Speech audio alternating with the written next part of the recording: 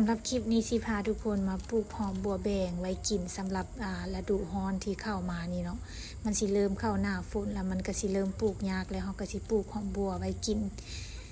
เพราะว่าปกติแล้วเฮาสิปลูก4 กระบานี้แล้วก็อีกกระถางนึงเนาะอีกคู่นึงหั่นนะแต่ว่ามันก็กินบ่เหมือนดอกก็พยายามลุกมากินเลยว่าเฮ็ดคั้นส้มเฮ็ดแบ่งให้หมู่อหยังมันก็ยังขยายไว้อยู่หั่นน่ะเนาะมันเป็นกอใหญ่ๆแล้วมันเต็มขยายเต็มที่แล้วเฮาก็สิมาลุกปลูกใหม่เพื่อว่ามันสิได้มีผักบัวไว้กินเรื่อยๆหั่นน่ะเฮาก็สิบ่ปลูกพร้อมกันเนาะหลังจากตัวนี้งามมันใช้เวลาประมาณเดือนปลายมันก็แตกกอเป็นประมาณ2 ดิว 3 ดิวแล้วเนาะเฮาก็สิมาปลูกตัวใหม่สินะมันก็สิมีหอมไว้หมุนเวียนกินแบบนี้แหละเพราะว่าช่วงหน้าฝนมันเริ่มผักมันก็เริ่มแพงมันเริ่มปลูกยากแล้วนะเวลาเขาปลูกเขาก็สิมาตัดรากมันให้มันสั้นเนาะแล้วก็สิมาลิใบมันออกบางคนก็สิตัดเลยตัดให้ตัดใบมันออกเลยแต่ว่าเขาก็สิบ่ตัดเพราะว่ารู้สึกว่าเวลาบ่ตัดนะมันสิเฮ็ดให้มันงามไวเนาะเฮ็ดให้มันใหญ่ไวกว่าตัวที่ว่าเขาตัดเนาะแล้วเวลาเขาบ่ตัดนะมันก็สิแบบใบมันก็สิหักก็สิหลีลงแล้วมันก็สิแตกยอดใหม่นั่นแหละแต่ว่าเฮาก็เลือกที่จะบ่ตัดเนาะแล้วเฮาสิปลูกเฮาก็ใส่ดินเก่านี่แหละทุกคนแต่ว่าเฮาก็สิมาเติมมันขี้งัวกับขี้ไก่น้อยนึงเนาะบ่ได้ใส่หลายเนาะเพราะว่าดินมันก็มีธาตุอาหารอยู่แล้วเพราะว่าปกติเฮาปลูกนะเดือนนึงประมาณ2 เดือนเฮาสิใส่แบบเติม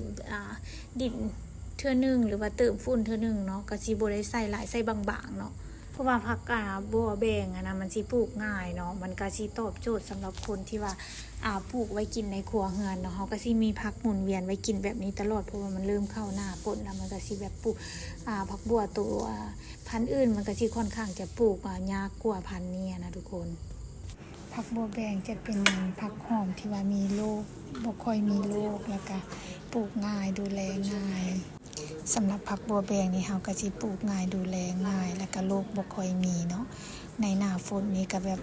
เฮาก็สิมีผักบัวไว้กินตลอดนะเฮาก็สิพยายามหาผักตัวใดที่ว่ามันสามารถปลูกได้ในหน้าฝนนี่แล้วก็แบบว่าแข็งแรงแล้วก็ทนทานต่อโรคเนาะอันนี้สิ่งที่เฮาต้องคำนึงถึงเนาะเพื่อว่าเฮาก็สิบ่ได้มากังวลบ่ได้มาลำไรว่าผักเฮามันสิเกิดโรคในหน้าฝนนี่นะเฮาก็พยายามหาสิ่งที่ว่ามันตอบโจทย์ในช่วงหน้าฝนมาปลูกเนาะทุกคนเนาะอันนี้ผักบัวเลยนี่ถ้าไผ